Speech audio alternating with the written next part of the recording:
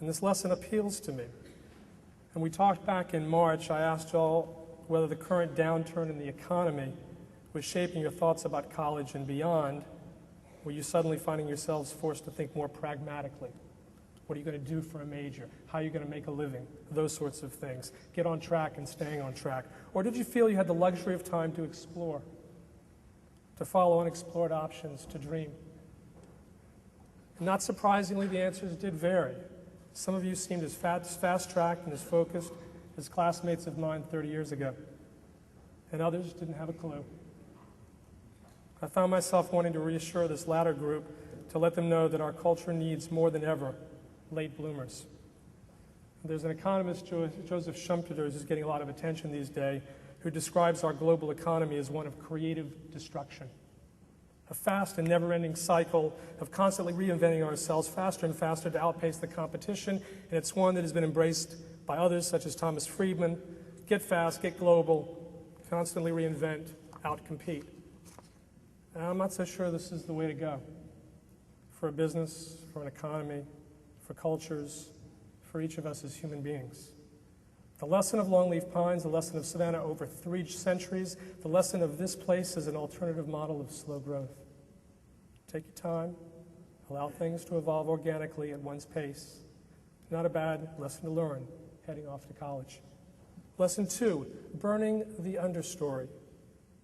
Longleaf pines produce these huge, massive cones. I don't know if you've ever seen them. They're not a lot. They don't have too many seeds. In fact, a good seed year occurs just about once every 5 or 7 years. And during those early years, the wiregrass and loblolly and slash dominate. But then every so often, lightning strikes, literally. And the resulting forest fires do 2 things. They clear out the understory, and the heat from the fires crack the tough pine seeds and enable them to germinate. I like this lesson as well. This past year, to state the obvious, hasn't been a particularly pleasant time for our economy. Reading the morning news is a bit like reading from the book of Job.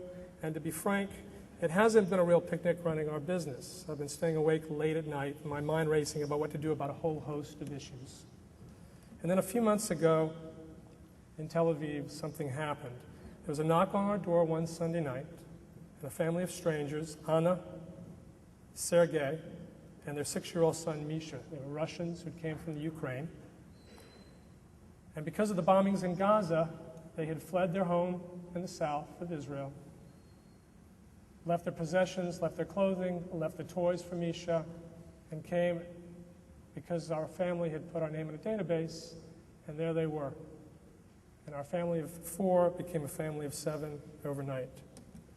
And it's simple moments like these that help burn the understory, that make you realize what is truly needed and what is dross, what you thought you couldn't live without and what is truly life-sustaining.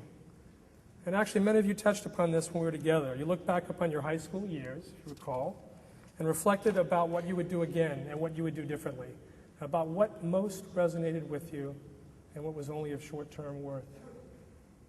The lesson of longleaf pines is about differentiating between the two. It's about focusing on the values that endure, about not confusing the trappings of life with living, about not confusing a curriculum vitae, a resume, with the true measure of our lives.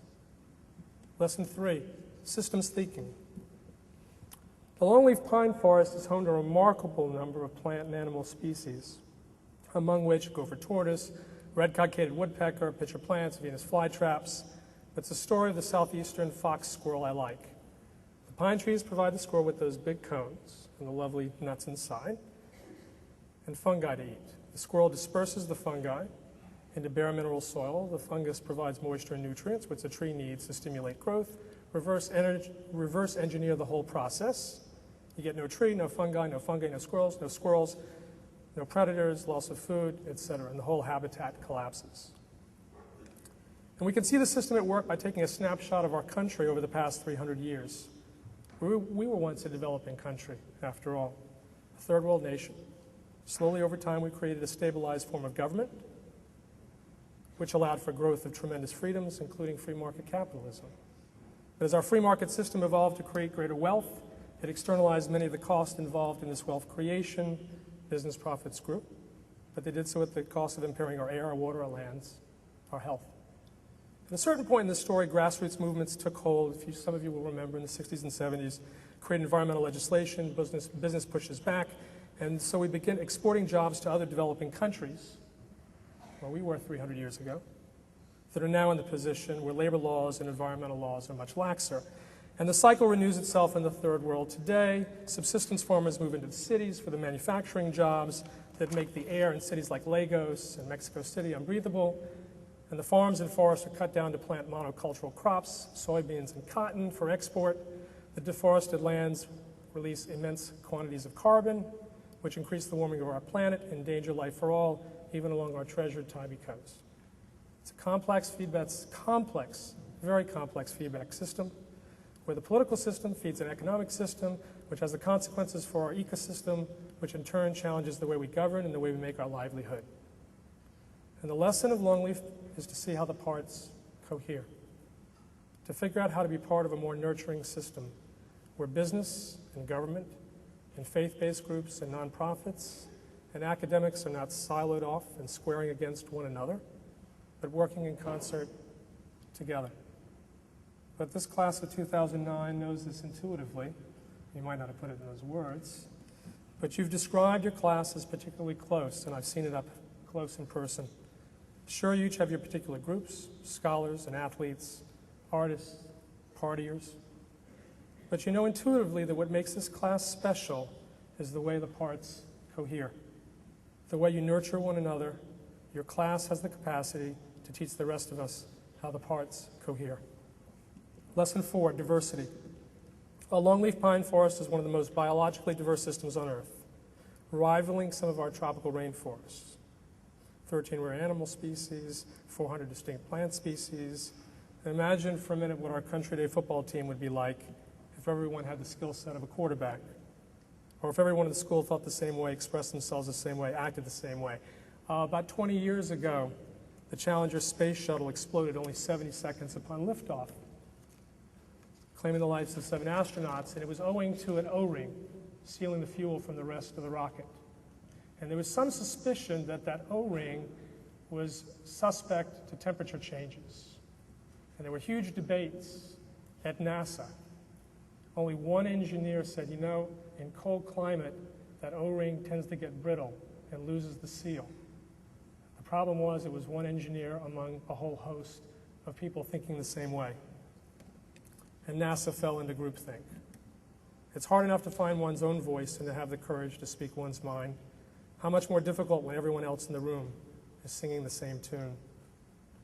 Today across the globe, there are 5,000 languages spoken. Every 2 weeks, one of those languages disappears.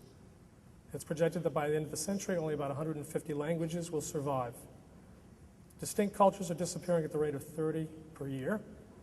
We need to heed the lesson of Longleaf and foster diversity in all its richness. Lesson 5, restoration. At the beginning of the 20th century, there were 100 million acres of longleaf spanning the entire southeast part of the U.S. Beginning of the 20th century, 100 million acres. Today, less than 2% remain. The loss of the longleaf pine forest is considered by scientists to be the most severe ecosystem decline on Earth. But a restoration is underway.